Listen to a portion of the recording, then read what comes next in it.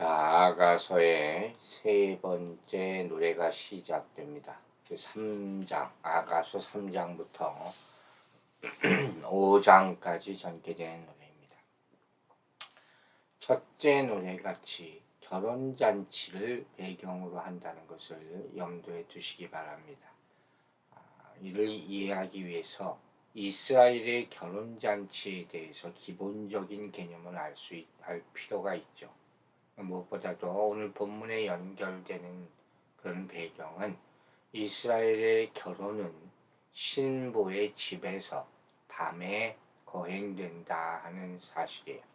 신부의 집에 하객들이 모여 있으면 신랑이 그 집에 도착함으로써 잔치가 시작되게 된다 하는 것입니다. 그 의미를 기억하고 계시기 바랍니다. 1절 말씀 보겠습니다. 내가 밤에 침상에서 마음으로 사랑하는 자를 찾았노라. 찾아도 찾아내지 못하였도다. 우리말 성경에 이렇게 나와 있어요. 밤마다 나는 내 침상에서 내 마음 깊이 사랑하는 그분을 찾습니다. 그러나 그분을 찾을 수 없네요. 이 여인이 밤에서 침상에서 사랑하는 그 신랑을 찾는 거죠. 혼인잔치가 됐으니까. 그런데 이 신랑을 찾을 수가 없다는 거예요. 이 개역개정에 밤에라고 번역된 말은 밤이 새도록 여인을 찾았다. 뭐 이 상황 아시겠죠? 이 참 얼마나 황망하겠습니까? 아가서 1장 2장에는 그녀가 이 신랑을 찾을 때마다 사랑과 즐거움 가운데 찾을 수 있었는데 이제 그 신랑이 보이지 않아요. 지금 그리고 때가 어느 때입니까? 시간이 밤이에요. 여전히 그녀의 시간이 밤입니다. 여러분, 결혼잔치가 이제 시작이 될 때죠. 그러나 주님이 없으면 그 결혼식은 성사되지 않습니다. 신랑 없이 결혼을 어떻게 합니까? 마찬가지죠. 밤이든 낮이든이 중요한 게 아닙니다. 우리 예수 그리스도께서 함께 계시느냐, 그래야지 기쁨이 있을 수 있는 것이다 하는 것이죠. 우리 영적 삶 가운데 우리가 주님을 간절히 구해야 하는 4가지 다른 밤들이 있어요. 첫 번째로 시간적인 개념의 밤이죠. 밤이 되면 자는 시간, 행동하기 불편한 시간 아닙니까? 그런 이 시간에도 깨어있는 사람은 이 신부처럼 왜 그러겠습니까? 그분을 찾고자 하는 것이죠. 그분을 알고자 하는 절박함 때문에 한밤에도 자지 않고 그분을 구하는 거예요. 오히려 그때가 조용하고 주님의 음성을 듣기 좋을 때가 될 수도 있습니다. 여러분, 밤이 새도록 기도해 본 적이 있습니까? 누가 뭐라고 해도, 아무리 시끄럽다고 누가 해도 통곡을 하면서 우리의 신랑 되신 예수 그리스도를 간절히 구해보기를 바랍니다. 또 어떤 밤이 있을까요? 고통의 밤이 있을 수 있습니다. 인생의 고통의 시기죠. 다윗이 사울에게서 도망쳤을 때, 요셉이 감옥에 갇혀 있을 때 같은 힘겨운 상황이 있습니다. 아마도 잠깐은 하나님의 약속이 틀린 것인가 하고 의아했을 수도 있어요. 하지만 끝까지 하나님을 포기하지 않습니다. 여러분, 우리에게도 밤과 같은 고통의 때가 있어요.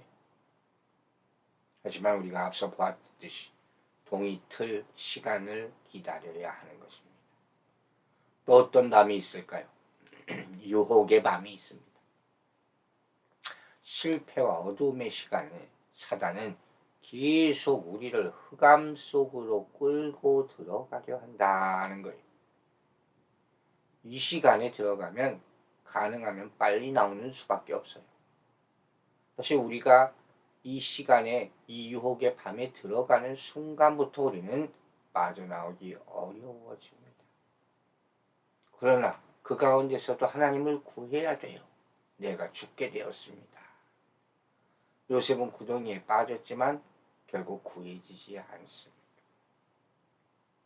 또한 영혼의 어두운 밤이 있어요. 오늘 본문처럼 우리가 순종하고 있을 때도 잠시 하나님의 임재가 보이지 않는 듯한 때가 있습니다. 도대체 이유를 알 수가 없어요. 우리 영혼의 어두운 그림자가 비칠 때 시험과 시련과 연단이 시간이 올 때 여러분은 어떻게 하십니까?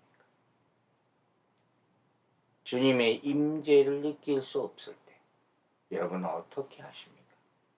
아무것도 볼 수 없을 때, 붙잡을 수 없을 것 같을 때 어떻게 할 것입니까? 야고보 사도가 우리에게 이런 말씀을 남겨줬어요. 야고보서 4장 8절이에요.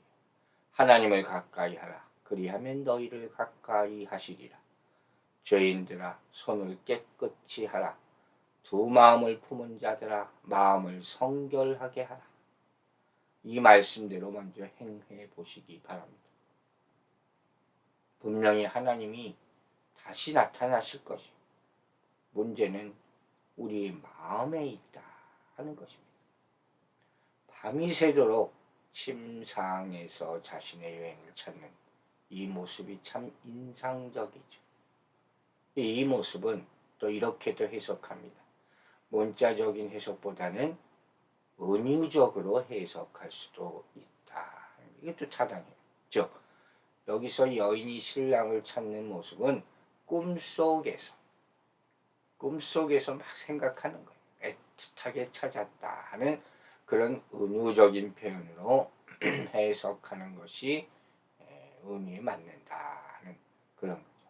왜냐하면 현실적으로 이 젊은 신부가 혼인잔치 때 밤에 돌아다닌 것도 타당하지 않고 또 찾는 것도 이 밤길에서 불가능하기 때문이다 하는 거예요. 그러니까 지금 이 상황은 한마디로 어떤 겁니까? 현실적으로 보자면 혼인잔치가 열렸는데 신랑이 안 나타나요. 그거죠.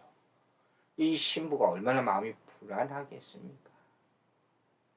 그러니까 이게 지금 막 꿈에서도 이런 생각이 나고 원래 결혼식 앞두면 다 불안해하게 돼 있다 그러잖아요. 꿈과 현실이 막 지금 섞여서 지금 이 아가서에 나타나고 있어요. 이런 상황을 우리가 뭐라고 표현하냐? 사랑이 엇갈렸다 이렇게 하는 거예요. 사랑의 위기죠. 이 신랑과 신부의 위기는 서로 엇갈린 것으로부터 시작됩니다. 다른 데서 찾고 있다는 거예요. 여인은 한밤중에 신랑을 찾죠. 하지만 아무리 찾아도 어디 있는지 찾을 수가 없어요. 또 신랑은 낮에 내내 이 여인을 기다립니다. 일어나 함께 가자 하지 않았습니다. 그런데 또 이 여인이 나타나지 않았어요. 그렇죠? 바로 이 얘기예요. 그러다가 이 여인이 밤이 되자 이제 당연히 신랑이 자기를 찾아올 줄 알았는데 찾아오지 않으니까 급해진 거예요. 이제 찾아 나섰다 하는 그런 상황인 거예요. 여러분 이해가 가십니까? 자, 이런 엇갈림의 원인 어디서부터 시작되었을까? 우린 이미 1장과 2장을 통해서 그 이유를 보았습니다. 앞서 일어나 함께 가자. 이게 아가서의 큰 주제라 그랬어요. 이 신랑의 말에 신부가 거절합니다. 두려움 때문에 불순종했던 이 여인에 대한 반응이 이렇게 보이고 있는 거예요. 그녀의 마음에 분명했던 신랑, 즉 주님에 대한 임재를 그것이 갑자기 사라져 버렸어요. 그걸 걷어가시는 거예요. 주님은 때때로 이런 방법으로 훈계를 하십니다. 여러분 잘 생각해 보세요. 어느 때 갑자기 주님의 음성이 들리지 않는다. 느끼지 못한다. 누구 때문입니까? 누구도 원망할 수 없어요. 바로 우리의 불순종이 그 이유가 되기 때문이에요. 하지만 더 중요한 게 있어요. 이 상황에서도 포기하지 말라. 불평하지 말라. 왜? 그분은 그 신랑 되신 주님께서는 그녀에게 화가 나서 숨어버린 것이 아니에요. 그럼 뭐냐? 더 깊은 동역으로 걸어가는 성숙한 사람을 만들기 위해서 그걸 깨달으라고 모습을 감추신 것이. 그 애타하는 모습, 그걸 하나님은 신랑은 보고 싶어 합니다. 이게 사랑의 감정이 되는 거예요. 하나님은 질투하시는 하나님이죠. 자기 뜻만 따르고 함께 하기를 원하시는 그 감정을 이해할 줄 알아야 한다는 거예요. 이처럼 주님은 우리를 너무 사랑하셔서 영광스러운 그리스도의 성숙한 신부가 되기까지 우리를 이렇게 부족한 모습으로 놔두게 하실 때가 있다는 말씀입니다. 우리가 더 영적으로 온전히 자라기를 바라시고 완전한 순종에 이르기를 바라시는 것. 바로 성숙하지 않는 신부를 향한 신랑의 사랑, 주님의 사랑을 보여주는 것이죠. 여러분, 성령의 임재를 느끼지 못할 때가 우리에게도 있습니다. 그건 주님이 우리를 버리셨기 때문이 아닙니다. 무엇보다 성령의 임재를 또 인도하심을 좀 더 깊이 받아들이라 하는 음성을 여러 가지 이유로 말미암아 거부하는 우리의 연약함과 불신앙의 심각성을 경고하기 위함일 수 있습니다. 따르라 할 때 바로 따르지 못하는 바로 그런 것이죠. 주인 되심까지는 그거는 내가 못하겠습니다. 은사만 주십시오 하는 그런 거죠. 무엇보다도 무서운 게 뭔지 아십니까? 이건 붙어 있지 않으면 못 느낍니다. 그분이 내 안에, 내가 그와 그분 안에 거하지 않으면 조금이라도 떨어져 있으면 떨어진 겁니다. 그래서 이 기회를 통해서 우리를 좀 더 겸손하게 낮추셔서 그분에 대한 우리의 필요를 더 간절하고 절실하게 만들기 위한 그런 방법이 아까도 얘기했죠. 하나님은 질투하시는 하나님임을 잊지 마시기 바랍니다. 사랑이에요. 아가서의 메시지는 약한 가운데서도 하나님이 우리를 기뻐하고 아름답게 여기신다는 거죠. 이제까지 우리 배웠죠. 검지만 사랑스럽다. 하지만 이것이 우리가 하는 이 모든 일을 다 인정하신다는 뜻은 아닙니다. 아시겠습니까? 결국 그분이 용납하지 않는, 동의하지 않는 우리의 삶의 영역들, 조그만 부분이라도 이런 것들을 교정하십니다. 그래서 우리 안에 하나님의 사랑이 나타나는 것을 방해하는 모든 장애물을 다 제거하시게 될 것입니다. 이렇게 되달라고 구하시기 바랍니다. 여러분은 이런 하나님의 사랑 표현 방법을 이해하고 받아들이실 수 있겠습니까? 저는 이 한 절에 매료돼서 오늘 아침에 이 말씀만 계속 전하는 것입니다.